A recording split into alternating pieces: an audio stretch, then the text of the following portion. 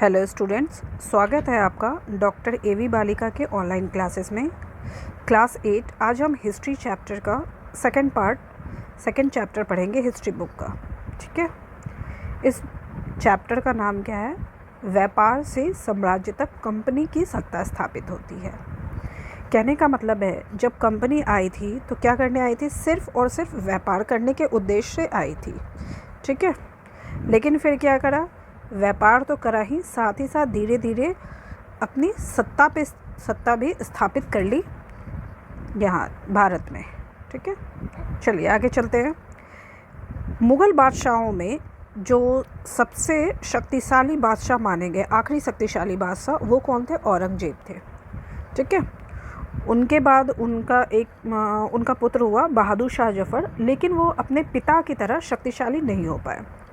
1707 में जैसे ही औरंगजेब की मृत्यु हुई, वैसे ही मृत्यु के बाद जितने मुग़ल सूबेदार और बड़े बड़े जमींदार थे, उन्होंने क्या किया? अपनी ताकत दिखाने लगे थे, यानी वो अपने आप को स्वतंत्र घोषित करने लगे थे।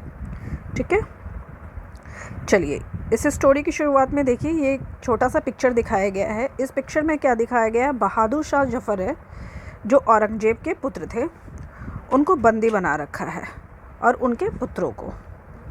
ठीक है, चलिए आगे चलते हैं। अब ये कहानी शुरू होती है पूर्व में ईस्ट इंडिया कंपनी का आना। सन 1600 ईस्वी में ईस्ट इंडिया कंपनी ने इंग्लैंड की महारानी एलिजाबेथ से इस बात का इजाज़तनामा लेते हैं कि वो कंपनी को पूर्व में व्यापार करने का एकाधिकार दे। एकाधिकार का मतलब यहाँ पे ये था उनका कि यहाँ पे सिर्फ उनके अलावा कोई और कंपनी आके उनके साथ कंपटीशन ना करे। वो अपना एकाधिकार व्यापार चाहते थे। एकाधिकार बिल्कुल सिर्फ वही और वही व्यापार करेंगे पूर्व में, और कोई नहीं।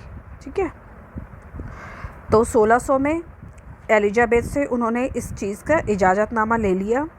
उसके बाद वो धीरे धीरे यहाँ पे आके अपना व्यापार शुरू करने लगे। ठीक है, ये देखो, ईस्ट इंडिया कंपनी बंगाल में व्यापार शुरू करती है। 1600 में जब उन्होंने इजाज़तनामा लिया, उसके बाद उन्होंने क्या किया? धीरे धीरे व्यापार अपना छोटा मोटा व्यापार करने लगे। उसके बाद बंगाल में 1651 में हुगली नदी के किनारे एक इंग्लिश फैक्ट्री स्थापित की। कंपनी के व्यापारी यहाँ से अपना काम चलाते थे। इन व्यापारियों को उस ज़माने में फैक्टर कहा जाता था। ठीक है, इस फैक्ट्री में वेयर हाउस था, जहाँ निर्यात होने वाली चीज़ों को जमा किया जाता था। वेयर हाउस का मतलब क्या होता है? आज हम लोग उसे गोदाम कहते हैं, जहाँ हम भी सामान रखते हैं, है ना। चलिए, यहीं पर उसके दफ्तर थे, जिनमें कंपनी के अफसर बैठते थे। जैसे जैसे व्यापार फैला, कंपनी ने सौदागरों और व्यापारियों को फैक्ट्री के आसपास आकर बसने के लिए प्रेरित किया। 1696 तक कंपनी ने इस आबादी के चारों तरफ एक किला बनाना शुरू कर दिया। अब क्या किया? किला धीरे धीरे मतलब अपना व्यापार फैलाने लगे, किला बनाने का वहाँ पे। 2 साल बाद उसने मुग़ल अफसरों को रिश्वत देकर 3 गाँवों की ज़मींदारी भी खरीद ली। उनमें से एक ज़मींदार कौन सी थी? एक गाँव कौन सा था? कलकत्ता। ठीक है, पहले उसे क्या कहते थे? कालीकता। ये देख लीजिए, पहले उसे हम क्या कहते थे? कालीकता, जो बाद में कोलकाता कहा, जिसे बाद में क्या कहा गया? कोलकाता। ठीक है, कंपनी ने मुग़ल सम्राट औरंगजेब को इस बात के लिए तैयार कर लिया कि वह कंपनी को बिना शुल्क चुकाए व्यापार करने का फरमान जारी करे। ठीक है, अब उन्होंने औरंगजेब को किस बात के लिए तैयार कर लिया? इस बात के लिए कि उन्हें टैक्स ना देना पड़े और उनको व्यापार करने दिया करे। कंपनी क्या चाहती थी? कंपनी सिर्फ और सिर्फ मुनाफा चाहती थी। ठीक है, सिर्फ और सिर्फ मुनाफा चाहती थी। वो करते क्या थे? यहाँ से सस्ता माल खरीदते थे और यूरोप में ले जाकर दुगने दामों में बेच देते थे। इससे क्या होता था? यहाँ का व्यापार जो है वो घाटे में जाने लगा था। चलो, औरंगजेब ने सिर्फ ईस्ट इंडिया कंपनी को इस बात का टैक्स ना देने के लिए मान लिया। लेकिन हुआ क्या कि जो और भी कंपनियाँ आई हुई थी निजी तौर पर, जो व्यापार अपना चलाती थी, अब वो भी जो है वो टैक्स देने से इनकार करने लगे। इससे क्या हुआ? बंगाल में जो टैक्स आते थे वो काफ़ी कम हो गए। इससे वहाँ पर मुर्शीद कुली खान जो बंगाल के नवाब थे उस टाइम, वो विरोध करने लगे। उन्हें उस चीज़ का बुरा लगा। टैक्स कम होने लगा था, इसलिए उनको बुरा लगा। अब देखिए, अब ये धीरे धीरे कहाँ किस चीज़ में बदल गया, व्यापार से युद्ध तक। देखो, औरंगजेब की मृत्यु के बाद बंगाल के नवाब अपनी ताकत दिखाने लगे थे। उस समय दूसरे क्षेत्रीय ताकतों की स्थिति भी ऐसी थी। मुर्शीद कुली खान के बाद अली वर्दी खान और उसके बाद कौन बना, सिराजुद्दौला बंगाल के नवाब बने। ये सभी शक्तिशाली शासक थे। उन्होंने कंपनी को रियायतें देने से मना कर दिया था। क्या कर दिया था? उन्होंने मना कर दिया था कि हम कंपनी को रियायत नहीं देंगे, हम उनसे टैक्स लेंगे। ठीक है। व्यापार का अधिकार देने के बदले कंपनी से नजराने मांगे गए। उन्होंने ये कहा, जो बंगाल के नवाब थे, कि हमने आपको व्यापार करने का अधिकार दिया है, इसके बदले में आप क्या करो, हमें नजराने यानी पैसे दो। उसे सिक्के ढालने का अधिकार नहीं दिया और उसकी किलेबंदी को बढ़ाने से रोक दिया। ये किसने किया? बंगाल के नवाब करने लगे थे। कंपनी पर धोखाधड़ी का आरोप लगाते हुए उन्होंने दलील दी कि उसकी वजह से बंगाल सरकार की राजस्व वसूली कम होती जा रही है और नवाबों की ताकत कमज़ोर पड़ रही है। कंपनी टैक्स चुकाने को तैयार नहीं थी। उसके अफसरों ने अपमानजनक चिट्ठियाँ लिखी और नवाबों व उनके अधिकारों को अपमानित करने का प्रयास किया।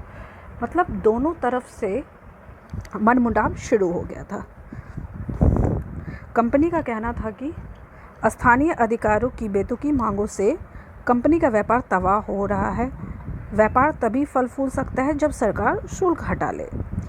कंपनी अपनी दलील देती थी, नवाब अपने दलील दे रहे थे।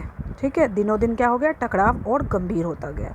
और वो किस चीज़ में चेंज हो गया? युद्ध में चेंज हो गया। ये देखो, पलासी का युद्ध।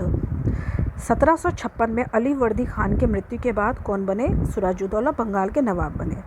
कंपनी एक ऐसा नवाब चाहती थी जो कठपुतली हो। कठपुतली का मतलब क्या होता है? कठपुतली का मतलब जो मनचाहे तरीके से अंग्रेज़ों को व्यापार करने की इजाज़त दे। लेकिन सिराजुद्दौला ने ऐसा नहीं किया। सिराजुद्दौला ने हुक्म दिया कि कंपनी उनके राज्य के राजनीतिक मामलों में टांग अड़ाना बंद कर दे, किलेबंदी रोके और बाकायदा राजस्व चुकाए। जब दोनों पक्ष पीछे हटने को तैयार नहीं हुए तो किसने? सिराजुद्दौला ने 30,000 सैनिकों के साथ नवाब ने कासिम बाज़ार में स्थित इंग्लिश फैक्ट्री पर हमला बोल दिया। नवाब की फ़ौजों ने कंपनी के अफसरों को गिरफ्तार कर लिया, गोदाम पर ताला डाल दिया, अंग्रेज़ों के हथियार छीन लिए और अंग्रेज़ जहाज़ों को घेर लिया गया। इसके बाद नवाब ने कंपनी की कलकत्ता स्थित किले पर कब्ज़े के लिए उधर रख दिया, मतलब कब्ज़ा कर लिया। ठीक है।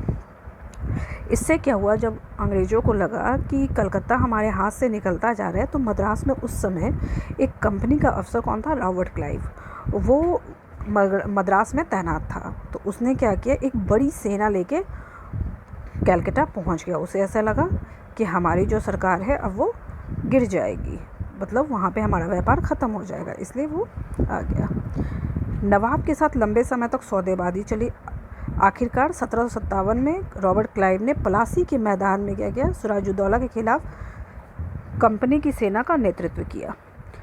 नवाब सिराजुद्दौला की हार का एक बड़ा कारण उसके सेनापति में से एक सेनापति मीर जाफ़र की कारगुजारियाँ थी। मीर जाफ़र की टुकड़ियों ने इस युद्ध में हिस्सा नहीं लिया था, जिससे क्या हो गया? सिराजुद्दौला हारा गया और अंग्रेज़ विजय हुए। चलिए, इस पार्ट का पहला पार्ट इस चैप्टर का हम यहीं पे ख़त्म करते हैं। नेक्स्ट के लिए हम सेकंड पार्ट में मिलते हैं।